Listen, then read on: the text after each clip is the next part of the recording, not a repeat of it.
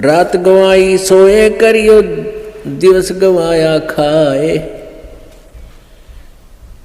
हीरा जन्म अनमोल था, ये कौड़ी बदले जाए। कबीर ये सुपने रैन के उगड़ आए नैने, जीव पड़ा बहु लूट में, जागे तो लेन न देने। परमात्मा कहते हैं कबीर ये सुपने रैन के, ये रात जैसा सुपना है आपको। आज आपके पास कार है, कोठी है, ना है तो लो छोटा मोटा कोई व्यवसाय है, कोई धंधा है, बेटा बेटी है। जैसे हम सपने में देखते हैं ना, कई बार तो या ऐसा सपना देखते हैं कि तो कार में घूम रहे हैं, ठाठ कर रहे हैं, खूब मौज मार रहे हैं, और उठे तो फिर साइकिल भी कोई ना घर पे। जब आंख खुल जाती है तो देखा साइकिल भी कोई नहीं आसपास, कार के सपने आ रहे थे। तो ऐसे ही हमारे ये स्वप्न हैं, ये जो कुछ भी आप देख रहे हो सपना समझो। और कल ये नैन उगड़ गए, कल ये आंख खुल गई, यानी मृत्यु होगी, तो जागे तो लेन न देने। अब वहां धर्मराज के दरबार में विचार आवे इसको जाकर के, अरे बेटा था, बेटी थी, कहाँ थी, तेरे की कुछ भी ना था, उन्हें धक्के खा रहा था, मतलब सपना था। तो ऐसा सपना सा बनेगा आपके साथ ही, जो आज जिसके ऊपर इस सपने में अपना जीवन बर्बाद करे, और सपने में ही आप भक्ति करोगे तो आपको लाभ होगा। इसमें ही आपको ज्ञान हो कि इससे बचाव करें, इस तो सपने में ही सुख होगा आपको। अब जैसे सभी ऋषि संत कहते हैं कि कर्म का भोग तो भोगना ही पड़ेगा, संस्कार में जो प्रारब्ध में कर्म है भोगना ही पड़ेगा, फिर फायदा क्या हुआ। फिर भक्ति का यूज क्या, जैसे आप सपने में दुखी हो रहे हो, आपके पीछे कोई पागल कुत्ता भाग रहा है और आप खूब स्पीड खींच रहे हो, दुखी हो रहे हो, तो कोई आके उस कुत्ते का लठ मारे, रोक के उसने लठाड़ा आ जाए, उसने एक तरफ भगा दे, तो सपने में सुख होया, उसने चैन सांस लिया, सुख का को हो, बच गया भाई। तो ये सपना हर ये कर्म रूपी कुत्ते आपका पीछे पड़ रहे हैं, और पूर्व संत की भक्ति से इन कुत्तियों का लठ लग गए, इन पागलों के, और ये अपनी दिशा बदल दें और आपको राहत मिले। तो ये सपने में भी सुख इस परमात्मा के अभी होगा, तब बात बने। अब आँख खुले बस दापे न रहा, कुछ भी ना था वो, जैसे ही टेंशन हो रही है, काम अड़ गया फला, जिस जो कोई टेंशन है, किसी काम में रुकावट आ रही, परमात्मा सपने में ठीक करे जब चैन हो। और ये कहने पर आप तो भोगना ही पड़ेगा, सपने में दुख तो दुख रहेगा, तो वो थ्योरी ठीक है नहीं है, उनकी मन गणत है, उनको अध्यात्म ज्ञान नहीं है। आजकल के 5 दिन ये जंगल होगा बासे, ऊपर ऊपर हल फिरा ये ढोर चरेंगे घासे। आजकल या 5 दिन अर्थात एक ना एक वो दिन आएगा, आप जी का जंगल में वास होगा, आप जी का शरीर छूटेगा और आप जी को शमशान घाट पर शरीर का अंतिम संस्कार हो जाएगा। और फिर इस तुम्हारी जो है ना मिट्टी के ऊपर ढोर फिरा करेंगे, डांगर हंडेंगे, घूमया करेंगे। 8 जने जो लाकड़ी और केस जले जो घासे, सब जग जलता देख कर ये कबीर भया उदास। मरोगे मर जाओगे कोई न लेगा नाम, उजड़ जा बसाओगे छाड़ बसती गांव में।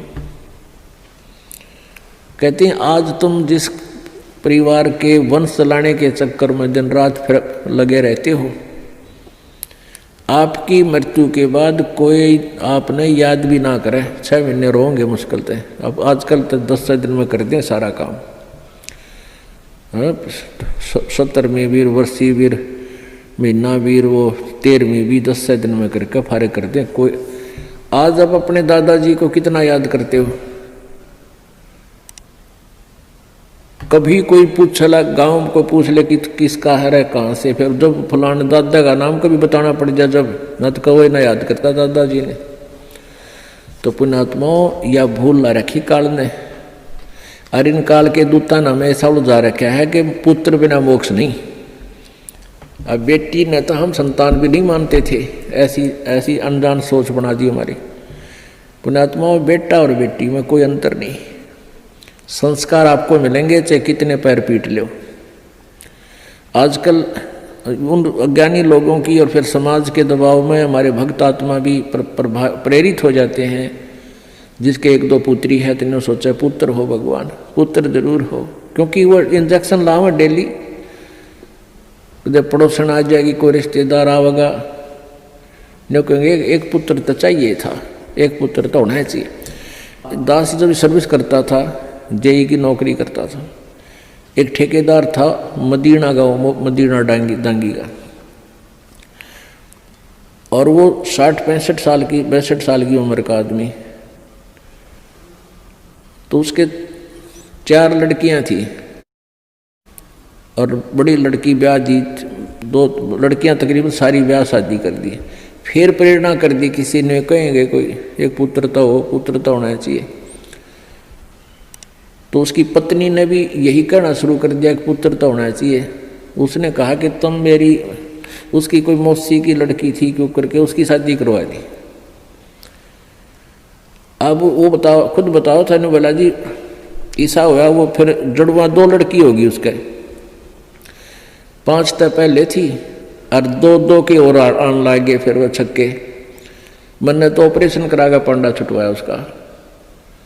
तो परमात्मा कहते हैं या हमारी बॉडी 8 से, परमात्मा जो देगा वही होगा, और अगर आवश्यक होगा, अब आपके पास वो परमात्मा कबीर है, कबीर जी वो है, अगर आपके संस्कार में कोई सुयोग्य संतान होगी तो पुत्र भी दे देगा।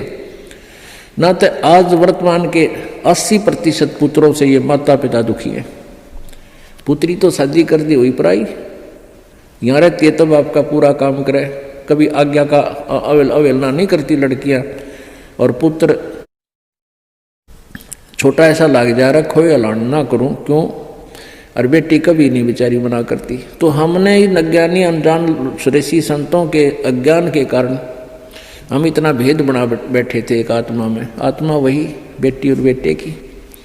तो इस प्रकार हमारी इन नकली संतों ने हमारा समाज व्यवहार कति बिगाड़ दिया, हमारी सोच बदल रखी थी, जिस कारण से हम आधे से ज़्यादा तक न्यों दुखी रहा करते थे। अब वर्तमान में आप देख रहे हो पुत्र, ये बुरी बात नहीं है पुत्र अब, लेकिन इस ज्ञान को प्राप्त करके आपका फिर पुत्र हो चाहे पुत्री आपको दुखी नहीं करेंगे, क्योंकि वो बचपन से इस ज्ञान में भगवान के रंग में रंग जाएंगे, और परमात्मा की शक्ति आपकी भक्ति से आपके साथ रहेगी। और मान ले कोई छोटा मोटा संस्कार में कोई निकम्मा बालक आ भी गया तो उसने मालिक ठीक करेंगे, सीधा करेंगे, उसको किसी प्रकार भी करें चाहे, आपको दुख नहीं होने देंगे। तो इसलिए परमात्मा की हम चाह में भटका करते थे कि वो सारे ही सुख दिया करता है। कबीर हाड जले लकड़ी जले और जले जावण हारे, और देखण आड़े भी जले, अब किस्तें करूं पुकार। अब परमात्मा कबीर जी कहते हैं कि जो किसी की मृत्यु होगी वो तो जले, और जो उसको जलाने जाएंगे एक दिन वह भी जलेंगे, और जो देख रहे हैं खड़े होकर के फलाना मर गया देखो उसकी चिता जले है, और वह भी जलेंगे एक दिन, उनको भी वहीं जाना है। पर ये वो बुद्धि इतनी काम ना करती, इतना दबाव है हमारे ऊपर, प्रेशर है, नशा है, हमने डर ना लगता कि हम भी वहीं जाना है, हमने भी एक दिन वहीं जाना है। वो दिन याद कौन रखते हम, और वो अब याद रहेगा। मौत बेसारी बावड़े तन अचरज किया कोने, तन माटी में मिलेगा जो आटे में लोने।